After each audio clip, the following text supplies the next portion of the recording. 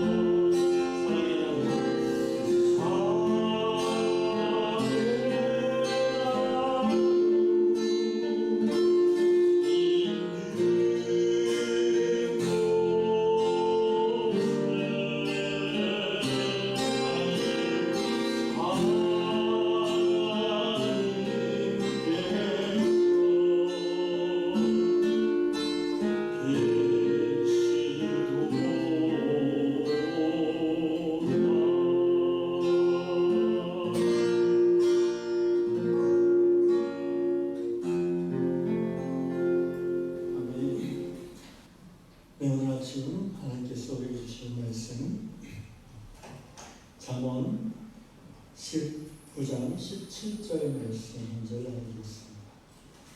성경 잠언 19장 다락방 말씀 17절 말씀입니다. 잠언 19장 17절 가난한 자를 불쌍히 여기는 것은 여호와께 구워드리는 것이니 그의 선행을 그에게 갚아 주시리라. 다시 한번 가난한 자를 불쌍히 여기는 것은 여호와께 구워드리는 것이니 그의 선행을 그에게 갚아 주시리라. 아멘. 오늘 다락방 나눔은 탄자니아의 수도 다레살람에 사시는 데니드 자매님의 글입니다.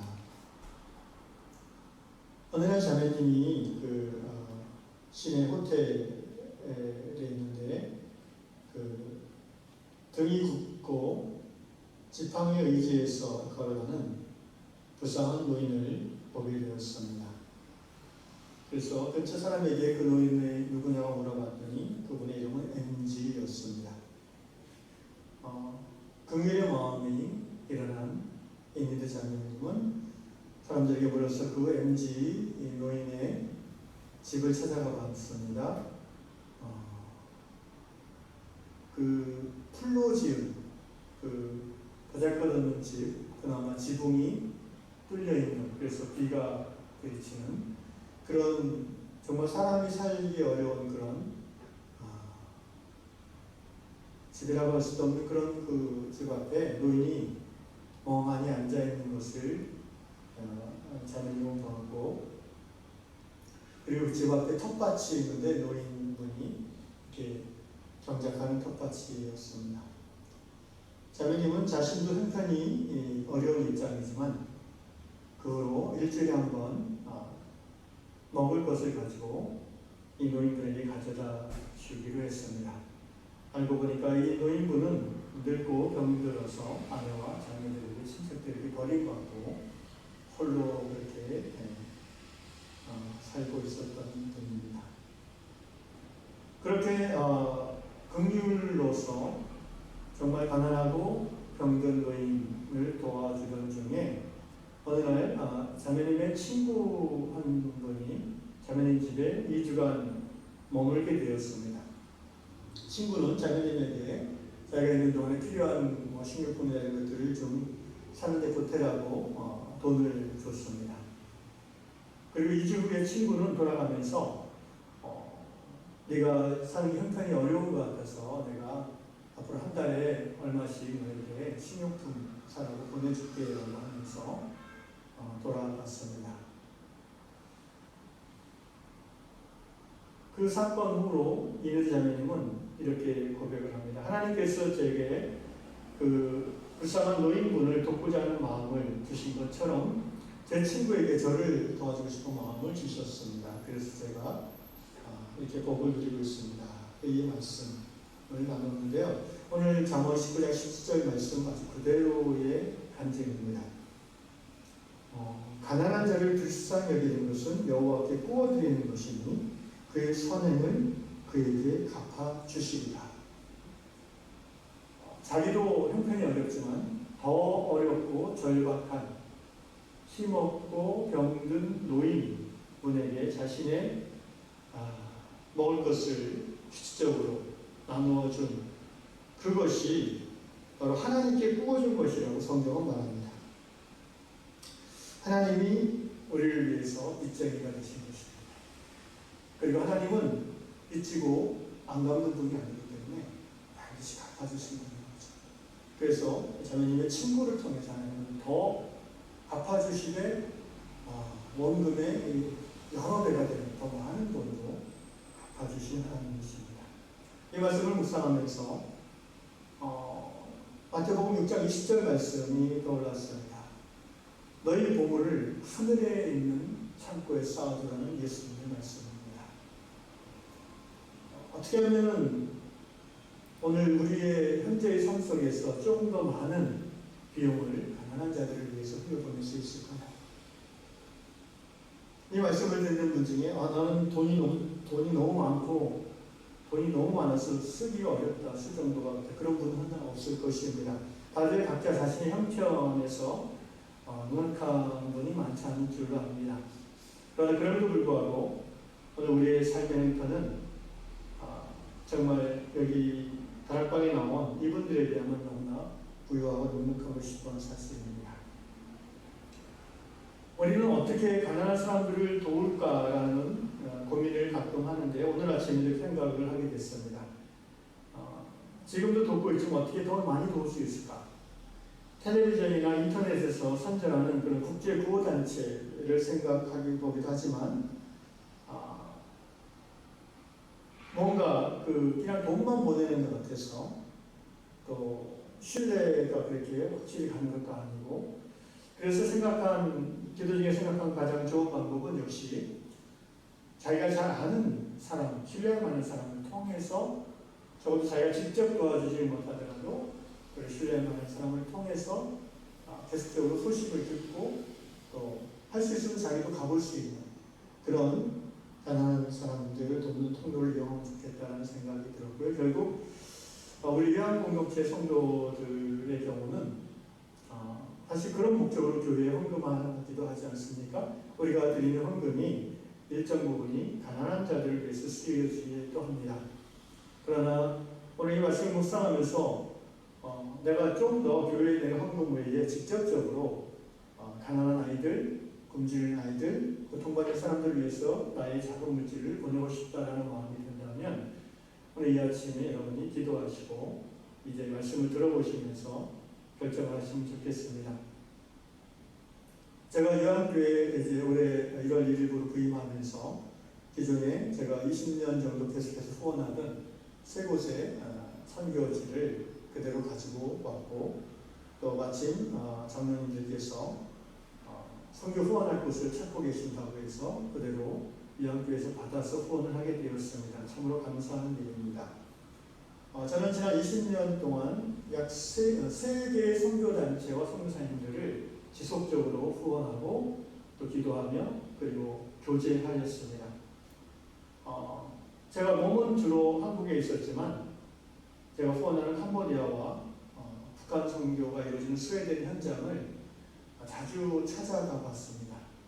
그래서 1년에 적어도 2주 이상 저는 시간을 내서 찾아갔고 가서 현지 선교사님들하고 동역하기도 했고 또 제가 갖고 있는 은사와 재능과 시간을 기부했습니다. 스웨덴에서는 주로 북한 선교학교 2주 동안 매년 8월에 이루어지는 북한 선교학교에서 한국 사람들도 많이 학생으로 오고 외국인들도 오고 선교사님들도 오는데 주로 제가 가서 이제 월십 리딩으로 섬기고 또 그 외에 스테빌로 아마 스웨덴을 제가 한 9번 간 것 같습니다. 최근 한 10여 년 동안에 매년 거의 갔죠. 그리고 캄보디아도 지난 20년 동안 한 13번 정도 간 것 같습니다. 선교팀을 데리고 많이 갔고요. 그 다음에 저 혼자서 가서 현지 캄보디아 목사님들, 선교사님들을 훈련하고 교육시키는 그런 일도 자주 했었습니다. 현재 저희가 지금 후원하고 있는 캄보디아의 김준, 한소희 선교사님에 대해서 좀 더 설명하고 싶습니다. 김준 선교사님은 이제 평신도 사역자고 또 의사이기도 합니다. 저와 같은 YM어고요. 호주에서 20여 년 이상 캔베라 베이스에서 YM의 그 상담 사역을 통해서 많은 크리스찬들을 치유하고 회복하는 사역을 주로 했고요. 최근에 한 7, 8년 전부터는 하나님께서 이 가정과 팀을 캄보디아로 옮기게 하셔서 현재 캄보디아 CM립에서 이 부부와 함께 8명의 선교사님들이 팀을 이뤄서 공동체로 살면서 그 나라와 그 땅을 섬기고 있지요. 주로 섬기는 일이 이제 두 가지인데 하나는 의료 사역입니다. 그래서 프노페니에서 3년 사역할 때는 쓰레기 마을 주민들을 위한 무료 의료 사역을 했고요. 또 지금 CM립에서는 이제 CM립 근교에 아주 그 전기가 들어오지 않는 정말 그 병원이 없어서 병원 가려면 하루 이상 걸어 나와야 되는 그런 그 깡촌이죠, 우리 말로. 그런데 이제 의료 팀을 끌고 들어가서 한 번 들어가면 어떤 3일 정도 이제 텐트를 치면서 많은 사람들을 이제 섬기고 나옵니다. 그리고 또 하나 하는 중요한 사역이 이제 2년 전부터 했던 브릿지 오브 호프라는 학교 사역입니다. CM립 외곽에 빈민마을 캄보디아에서도 정말 가난한 사람들이라 아이들을 공립학교에도 보낼 수 없는 그런 사람들의 자녀들을 섬기는 학교가 있습니다. 소망의 달이라는 그 말 그대로 절망의 환경 가운데에서 세상을 향한 소망을 가질 수 있는 다리 역할을 해준 학교다 해서 브릿지 오브 호프라는 학교 이름을 지었습니다. 원래 독일 선교단체 웨기라는 선교단체에서 하던 사역을 3년 전에 인수받아서 부탁을 받고 인수받아서 이 팀이 섬기기로 하고 지금 잘 섬기고 있습니다. 학생들이 약 80명 정도 5살에서 11살 정도 되는 그러니까 5살부터 이제 한 3학년, 4학년 정도 되는 아이들이죠. 그런 아이들 80명 정도와 그들을 섬기는 선생님들, 그 다음에 스태프들이죠. 현지인 식사를 제공해주는 그런 분들에서 15분 정도의 선생님들과 함께 이 브릿지 오브 호프를 우리 선교사님 팀이 운영하는데 1년에 한 1억 이상은 그 그 재정이 소요되는 그런 사역입니다. 최근에 작년부터는 코로나로 인해서 CME 전체가 완전히 경제가 이제 주저앉아 버렸습니다. 아시는 분 알겠지만 CM립이라는 도시는 캄보디아의 관광 도시입니다. 앙코르와트라는 세계적인 관광지가 있는 곳이고, 저도 몇 번 가봤는데 도시 전체의 한 70~80% 이상이 관광업으로 먹고 사는 사람들이에요. 그 호텔의 어떤 웨이터, 웨이트리스, 또 그다음에 그 외국인들 대상으로 하는 그 타이 마사지인가요? 뭐 하여튼 그런 업종 여러 가지 어쨌든 관광객이 들어오지 않으면 도시가 멈춰버리는 곳인데 코로나 이후로 거의 90%의 사람들이 실업자가 됐다고 합니다. 당연히 가난한 지역의 그 아이들의 부모들은 더 힘들어졌죠. 그래서 이 학교에 있는 학생들도 많은 한 절반 가까이가 시골로 갔다고 합니다.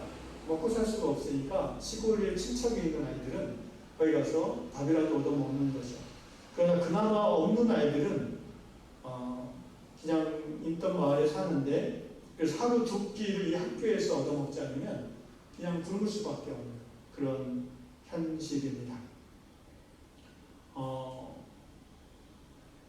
그 밴드로 이제 선교 소식을 계속 한 주에 한 번씩 저도 이제 확인하곤 하는데요. 오늘 통화를 해봤습니다. 지금 학교에 가장 급한 게 이제 아이들 도시락 코로나 때문에 이제 학교 수업은 금지되어 있고요. 아마 올해 말까지는 금지될 것 같아요. 캄보디아 전체가 올해 중반까지는 코로나 좀 소강 상태인 듯하다가 다시 4월, 3, 4월부터 또 코로나가 이제 팬데믹이 다시 시작돼서 지금 굉장히 위험한 상황이라고 하고요. 아이들을 수업을 못하니까 이제 선생님들이 3명, 4명씩 조를 짜서 일주일에 한 번 정도 와서 선생님하고 거리를 두고 마스크를 쓰고 수업을 합니다. 단체 수업은 못하고 조별 수업을 하는 거죠. 그리고 숙제를 내주고 또 일주일에 2번 와서 한 번은 그렇게 수업을 하고 한 번은 와서 숙제 검사를 받고 또 수업을 듣고 이런 식으로 진행하고 또 올 때마다 도시락을 이제 아이가 이제 필요한 만큼 뭐 가정에 동생들이 있으면 그 아이들까지 해서 도시락을 가져갑니다. 도시락을 가져가는 건 매일 오는데 이제 학교 안으로 안 들어오고 그 앞에서 받아가는 걸로 이렇게 해서 어떻게든 캄보디아 정부의 시책을 지켜가면서 코로나 시책을 학교 아이들을 도우려고 하고 있습니다. 최근에는 어떤 한국에 있는 집사님이 마스크를 1000장을 보내줘서 감사하게도 아이들하고 잘 나눠 쓰고 있다는 그런 얘기를 들었고요. 모든 물자가 굉장히 부족한 상황이죠. 그리고 이 학교가 이제 3학년 정도까지만 아이들을 수업을 하고 그 이후에는 이제 교육청이 인가를 받아서 지역 학교를 편입하게 하는 그런 제도를 운영하고 있는데 최근에 이제 그렇게 하다 보니까 이 학교를 통해서 예수님을 믿고 복음을 받아들이는 아이들이 그냥 캄보디아 국립학교로 들어가니까 또 신앙의 연결이 끊어져 버리는 거예요. 그래서 공립학교로 들어간 아이들하고 계속해서 신앙의 연결을 도모하기 위한 그런 목적으로 이 브릿지 오브 호프 도서관 사역을 새롭게 시작한다고 합니다. 그래서 이 학교를 3학년까지 마치고 지역 공립학교로 들어간 아이들에게 방과 후에 그들을 도서관으로 오게 해서 일종의 방과 학교를 이제 BOH가 확장해서 운영하기 시작하는 거죠. 그걸 목표로 지금 같은 팀원 중에 윤동훈 목사님 부부가 그 책임을 맡아서 사역을 준비하고 있다고 들었고요. 또 이제 이 학교 자체가 그동안에 이제 캄보디아 CM립에 있는 예수전도단 YM의 비자를 통해서 NGO로 등록이 되어 있었는데 최근에는 이제 자체 BOH를 자체 로컬 NGO로 등록하는 일도 마무리했다고 합니다.